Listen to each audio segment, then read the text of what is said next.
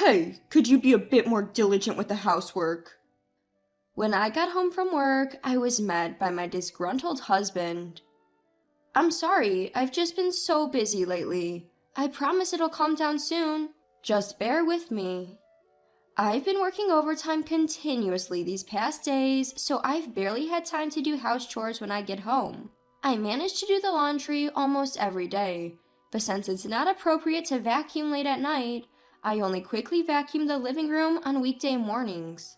For meals, I mostly resort to meal prep or takeout. Even I can't deny that I'm feeling miserably at house chores. My name is Michelle. I'm a 29-year-old office worker. I met my husband Jake, who was my middle school classmate, by chance at a cafe about 3 years ago, and we exchanged contact details. On the day we met, I was out alone watching a movie. As we live in a small town, almost everyone goes to the same large movie theater. On my way back, I noticed Jake sitting at a table next to mine at a cafe in the shopping mall where the theater was. It was like a scene from a comic book. I even wondered if it was fate. Although we exchanged contact details then, we didn't communicate much. But later on, we both attended a school reunion, and our relationship began amidst the encouragement from our friends. Jake and I got along well in the past, and we still clicked, so he proposed a year into our relationship. Perhaps because we live in a small town where people tend to get married young, I was starting to feel the pressure by my late 20s, so I accepted the proposal immediately. Of course, I love Jake, but looking back, I wish I had taken more time to understand him better. Jake, who has always lived with his parents, is practically incapable of doing housework. Since I used to live alone and have my way of doing things, I prefer to do everything myself, rather than getting half-hearted help. I only ask Jake to take out the garbage and clean the bathroom, and I take care of the rest of the housework. But a month ago, I started a busy period at work and began working overtime. A colleague also recently went on maternity leave, so there is even more work than usual during this busy period. As a result, I have less time for house chores, and it seems to annoy Jake. And finally, Jake blew up his frustration. Exhausted, I came home to hear, Michelle, enough is enough. I'm supposed to wear this outfit tomorrow, but you didn't even wash it. All you have to do is throw it in the washer and hang it out to dry. Why can't you do that? I didn't even have time to do the laundry yesterday as I came home late. I didn't have time this morning either, so I was planning to do it when I got home today. And another takeout meal? Today, I worked late again, and when I brought home some takeout, that's what he said. I apologized, but Jake didn't seem to cool down. I mean, seriously, I'm tired too when I come home, and this is how you treat me? Jake sighed heavily as he spoke. Hearing that, I felt my blood boil. Excuse me? Then why don't you help out with the chores a little? As you said, all you have to do is throw it in the washer and hang it out to dry, right? If it's that easy, why don't you do it yourself? And you could bring dinner once in a while, couldn't you? It's not like you're supporting me financially, we're splitting the bills, and I'm doing all the chores you can't do, so stop complaining. Although I blurted it out, part of me felt relieved for speaking up. But of course, Jake didn't feel the same way. Is that how a wife should talk? That comment made me see red again. What do you mean? I would do that if I were a stay-at-home wife. But if I quit my job, wouldn't it be hard to live on your salary alone? We talked about not quitting my job when we married, and you agreed, didn't you? And we also agreed to help each other out when things get busy, didn't we? With that, Jake heaved a sigh. That's so Michelle of you. If you're so keen on working, why not work by yourself? Women really should be keeping the home in order.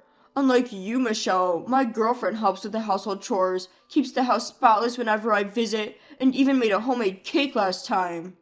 At that moment, I froze. Wait, what did you just say? Girlfriend? Who are you talking about? An old flame? Or are you having an affair? While my mind raced with a flurry of thoughts, Jake smirked. You've aged, you know. She's stunning, and what's more, she's the CEO's daughter. Her parents even endorse our relationship, and they asked if I'd be interested in succeeding the CEO. And then, shockingly, Jake produced divorce papers. That's why, fill these out. I'll be leaving tomorrow.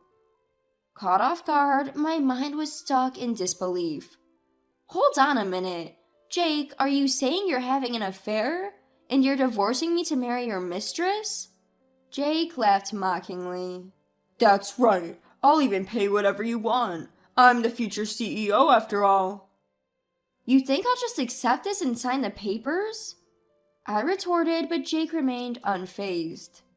So, you want to keep living like this? You think life with me, who has lost affection for you and yourself, worn out by work and chores, is enjoyable? I stuttered, unsure of what to say. He was right, though.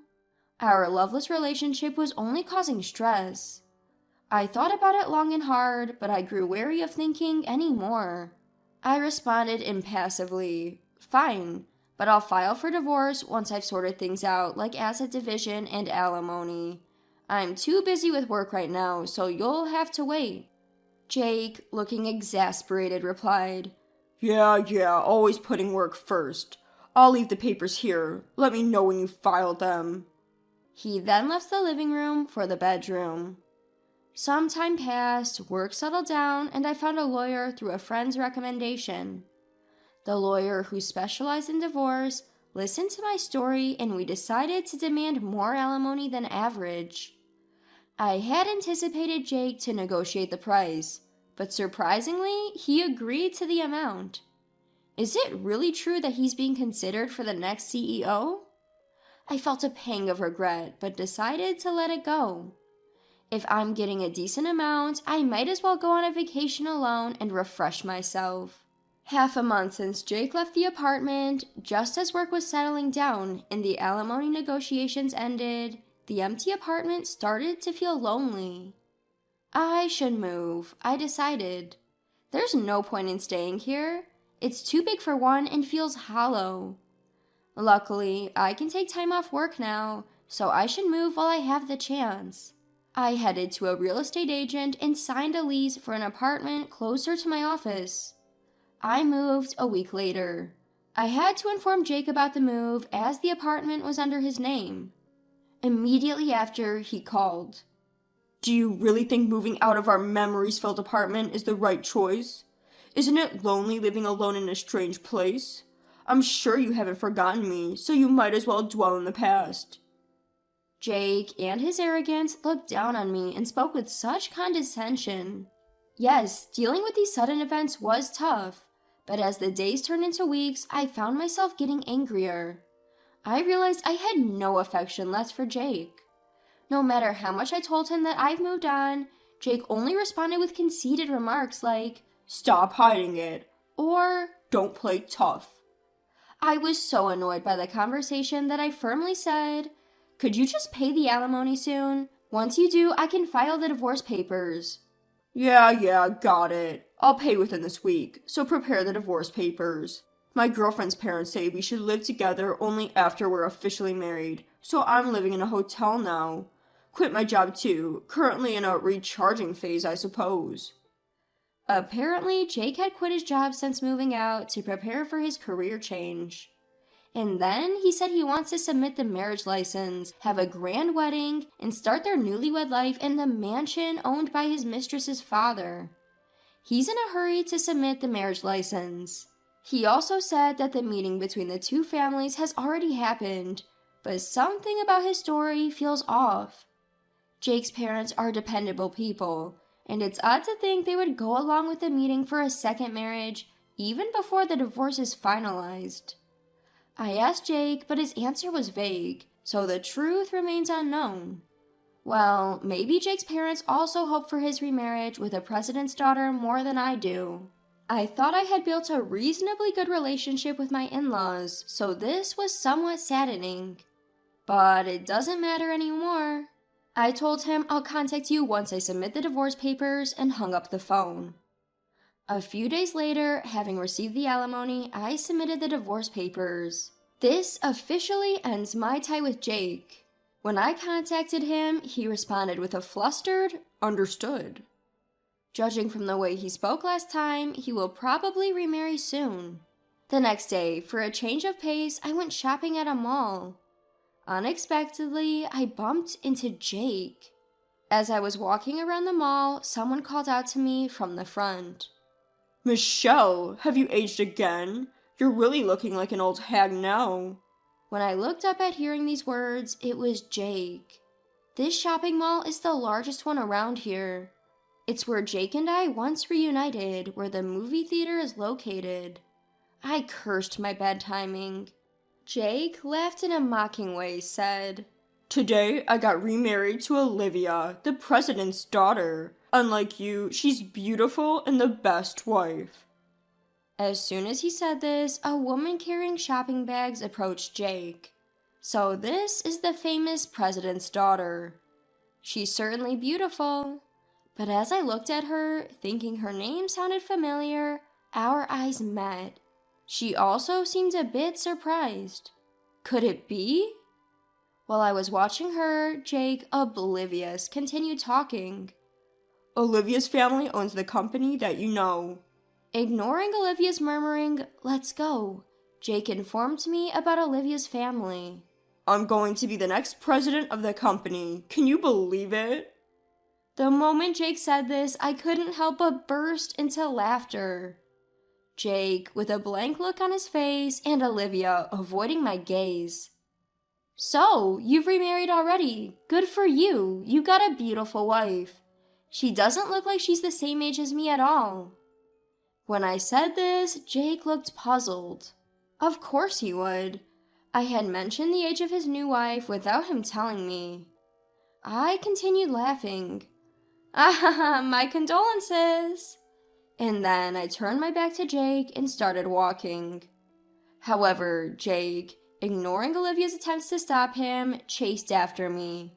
"Michelle, what does this mean? You know her?" I told him about the high school we both attended. We were classmates. Well, you wouldn't recognize her by her face. Jake was astonished. "It's good you got a beautiful wife, but she'd better be after all the money she spent on plastic surgery." In fact, Olivia and I were high school classmates. I didn't recognize her at first by her face, but when Jake talked about Olivia's family, it clicked. I've always disliked Olivia, who flaunted her wealth. I was somewhat prominent back then due to my achievements in the sports club, and it seems Olivia didn't like that. She used to pick on me, saying that I lacked femininity because I was in the sports club, and a lot more. Olivia had this habit of belittling others, which led many of our classmates to despise her. At our recent reunion, Olivia, who had not attended, became the talk of the day. Apparently, she'd had plastic surgery to deal with her facial complex and was now a regular on the party scene. Remember the girl Jake called ugly when he saw my graduation album? I recall telling him that she was the CEO's daughter. Jake, at this memory, turned pale. "Even if she's rich, I wouldn't want that face," he had said. As the memory returned to Jake, he reddened and yelled at Olivia. "Were you deceiving me all along?" A heated argument ensued between Jake and Olivia. From their argument, it seemed they had met at one of these parties, and Olivia was completely infatuated with Jake. Olivia, in a remarkable bout of audacity, retorted, "I didn't lie. I just didn't say because you didn't ask." Jake was about to burst with anger, but Olivia cut him off. "I've been waiting all this while for you to finally break up with Michelle, your living girlfriend. Besides, it's settled that I'll work at my father's company. I can even live in a luxury apartment. It doesn't matter now. The worst part is finding out Michelle is your girlfriend. Small world, huh?" I felt something was off. "Wait, does Olivia not know you're divorced, Jake?" At this, Jake hurriedly tried to silence me, but I revealed that I was once married to Jake and had filed for divorce just the day before. Olivia was left speechless. I continued. In fact, I called Jake's mother yesterday to inform her about the divorce. She told me she had no knowledge of any remarriage, let alone meeting Olivia's parents. I had thought of identifying Jake's mistress and claiming damages from her, but since Jake agreed to a higher compensation than market rate, I didn't bother looking into his affair. But to think he was hiding his marital status? That's marital fraud, isn't it? After they turned pale and bickered a bit, I decided to leave the scene. A few days later, I was contacted by Olivia through one of our classmates. Please don't tell anyone about this. And I received a sum of money she referred to as compensation for my troubles. More like hush money, I suppose. But I had no intention of telling anyone anyway, and getting paid for my silence was a bonus. Olivia ranted about Jake to me at that time. Apparently, the parents Jake had brought for the meet and greet were not his actual parents, but were hired from a family rental service. I was surprised such a service existed, but it made me wonder if Jake had wanted to marry Olivia, or if he was just after the CEO's position. Though Olivia was in love with Jake, it remained a question whether Jake was attracted to Olivia's looks and status. Olivia, who had since begun her marital life, could not do household chores at all, and this realization enraged Jake. Her cleaned house and homemade cakes were all the work of her housemaid. In the end, Jake and Olivia divorced almost immediately, and Jake was sued for marital fraud. Despite the hush money, Olivia spilled the beans, and apparently her father was livid. It was rumored that Jake might find it difficult to continue living in this town. Now, he was living in a cheap apartment, working day and night, and he was at his breaking point. He asked me to return the divorce settlement. I responded, "What? You must be joking. I have zero intentions of helping you. Never contact me again," and hung up. Since then, I used my accumulated paid leave for a personal recharge period. I took a trip on my own and experienced new things. There were wonderful encounters, and I have a feeling that my life ahead will be exciting.